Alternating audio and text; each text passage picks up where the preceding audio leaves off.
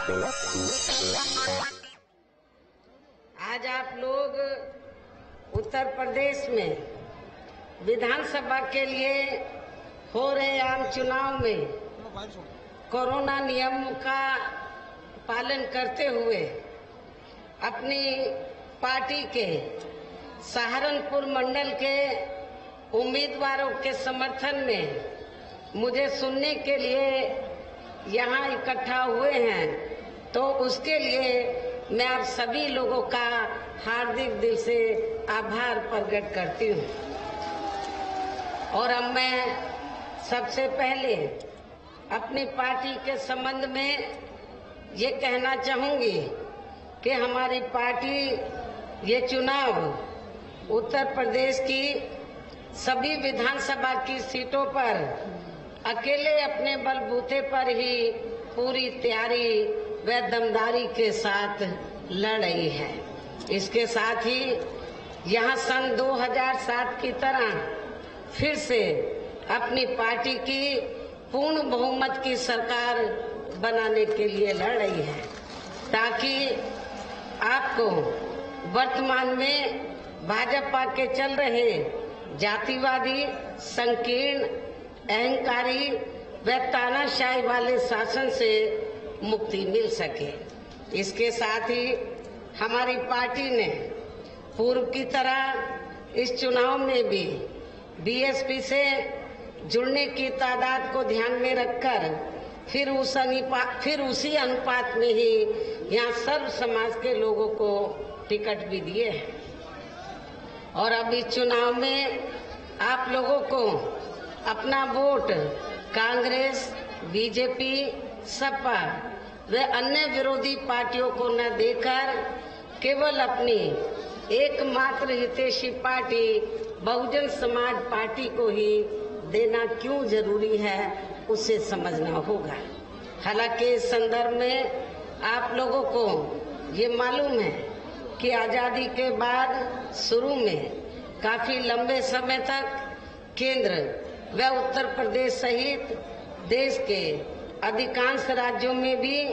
Congress party की ही अकेले यहाँ सरकारें रही हैं, किंतु इनकी गलत नीतियों एवं गलत कार्य प्रणाली की वजह से ही अब ये पार्टी केंद्र के साथ साथ बहुत पहले ही यहाँ उत्तर प्रदेश की सत्ता से भी बाहर हो चुकी है। इसके साथ ही ये पार्टी जबरदस्त जातिवादी होने के कारण शुरू से ही हर मामले में यहाँ दलित, आदिवासी व अन्य पिछड़ा वर्ग विरोधी पार्टी भी रही है और अभी भी है, जिस कारण केंद्र में रही इस कांग्रेस पार्टी की सरकार ने इन वर्गों के मसीहा व भारतीय संविधान के मूल निर्माता परम पूज्य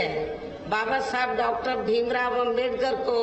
भारत रत्न की उपाधि से भी सम्मानित नहीं किया था, जिसके लिए वो हर प्रकार से पात्र भी थे। इतना ही नहीं बल्कि इनकी मूवमेंट को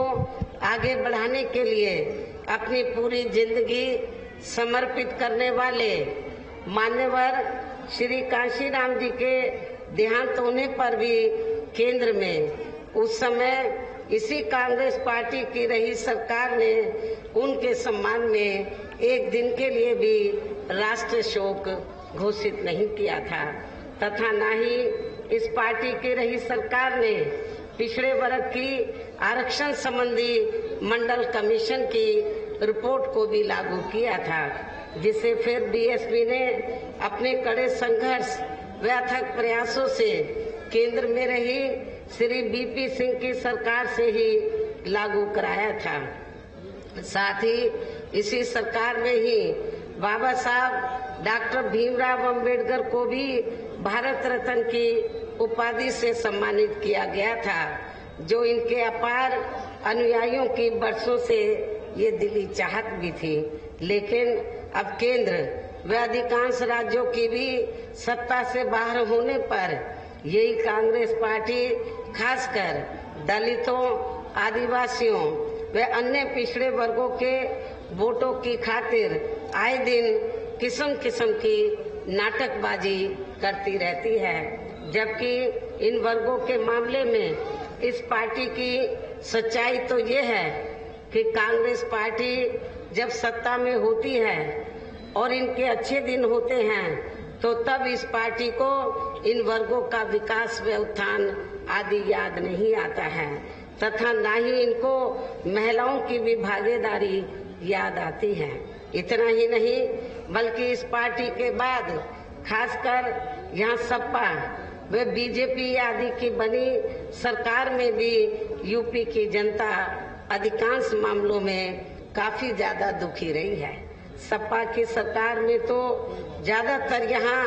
गुंडों, बदमाशों, माफियाओं, अराजक तत्वों व सरेआम लूट खसोट करने एवं अपने राजनीतिक स्वार्थ में दंगे फसाद आदि कराने वालों का ही राज रहा है, जिसकी खास वजह से ही इस सरकार में आए दिन यहाँ तनाव की स्थिति बनी रही है तथा दंगे आदि भी खूब हुए हैं। इस मामले में पश्चिमी यूपी का मुजफ्फरनगर कांड इसका खास उदाहरण भी है। आपके नजदीकी मुजफ्फरनगर जिला लगा है। जब सपा सरकार में उधर दंगे हुए तो बड़े पैमाने पर जाटों के साथ साथ मुसलमानों को भी जानी माली नुकसान हुआ, जबकि बरसों से मुजफ्फरनगर, शामली, कैराना में वहां जाटों और मुस्लिम समाज में भाईचारा बना हुआ था, लेकिन सपा की सरकार में इस भाईचारे को मुजफ्फरनगर कांड की आड़ में खत्म किया गया। ये भी आप लोगों को मालूम है। और इतना ही नहीं, प्रदेश में विकास के कार्य भी ज्यादातर यहाँ एक विशेष क्षेत्र व एक समुदाय के लोगों तक ही सीमित होकर रह गए हैं। सपा की सरकार में प्रदेश में विकास के कार्य भी ज्यादातर यहाँ एक विशेष क्षेत्र व एक समुदाय के लोगों तक ही सीमित होकर रह गए हैं। खासकर दलितों व अति पिछड़े वर्गों के मामले में तो हर स्तर पर अधिकांश समय इनका सोतेला रवैया ही देखने के लिए मिला है। इसके साथ ही सपा सरकार में इनके संतों, गुरुओं व महापुरुषों आदि को भी सम्मान नहीं दिया गया है, अर्थात इनका हमेशा अनादर ही किया गया है, जिसकी जानकारी आप सभी लोगों को भी है। उन्हें यहाँ मैं दोहराना नहीं चाहती हूँ। मुसलमानों के साथ भी तो सपा सरकार में तो जितना इनको आगे बढ़ने का मौका देना चाहिए था मुस्लिम समाज के लोगों को, वो नहीं दिया गया और इनकी तरक्की तो बहुत दूर की